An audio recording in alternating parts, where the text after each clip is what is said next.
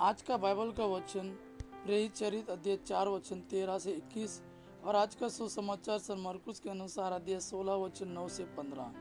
प्रेरित चरित अध्याय 4 वचन 13 से 21। पेतरुस और यूहन्ना का आत्मविश्वास देखकर और इन्हें अशिक्षित तथा अज्ञानी जानकर महासभा के सदस्य अचंभे में पड़ गए। फिर वे पहचान गए कि ये ईसा के साथ रह चुके हैं, किंतु स्वस्थ किए गए मनुष्यों को इनके साथ खड़ा देखकर वे उत्तर में कुछ नहीं बोल सके। उन्होंने पेतरुस और यूहन्ना को सभा से बाहर जाने का आदेश दिया और यह कहते हुए आपस में परामर्श किया, हम इन लोगों के साथ क्या करें?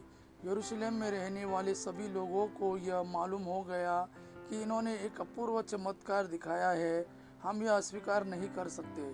फिर भी जनता में इसका और अधिक प्रचार न हो, इसलिए हम इन्हें कड़ी चेतावनी दे और अब से ईसा के नाम पर किसी से कुछ नहीं कहोगे। उन्होंने पेतरुस तथा यूहन्ना को फिर बुला भेजा और उन्हें आदेश दिया कि वे न तो जनता को संबोधित करें और न ईसा के नाम लेकर शिक्षा दे।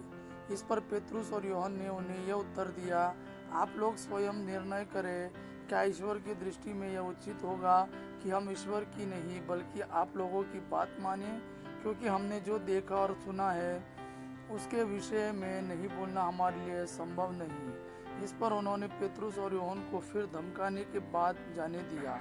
वे नहीं समझ पा रहे थे कि उन्हें किस प्रकार दंड दिया जाए, क्योंकि उस घटना के कारण सारी जनता ईश्वर की स्तुति करती थी।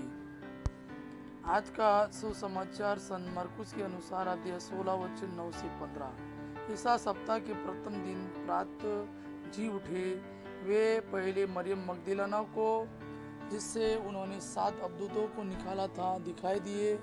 उसने जाकर उनके शोक मनाते और विलाप करते हुए अनुयायियों को यह समाचार सुनाया।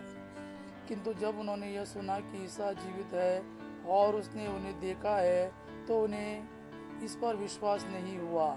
इसके बाद ईसा दूसरे वेश में उनमें 2 को दिखाई दिए जो पैदल देहात जा रहे थे। उन्होंने लौटकर शेष शिष्यों को यह समाचार सुनाया, किंतु शिष्यों को उन दोनों पर भी विश्वास नहीं हुआ। बाद में ईसा 11 को उनके भोजन करते समय दिखाई दिए और उन्होंने उनके अविश्वास और उनकी हठधर्मी की निंदा की, क्योंकि उन्होंने उन लोगों पर विश्वास नहीं किया था जिन्होंने ईसा को पुनर्जीवित देखा था। इसके बाद ईसा ने उनसे कहा, संसार के कोने कोने में जाकर सारी सृष्टि को सुसमाचार सुनाओ। यह प्रभु का वाणी है। प्रभु को धन्यवाद। आबा पिता की महिमा और पुत्र यीशु का प्रेम आप पर सदा सर्वदा बना रहे। आमीन।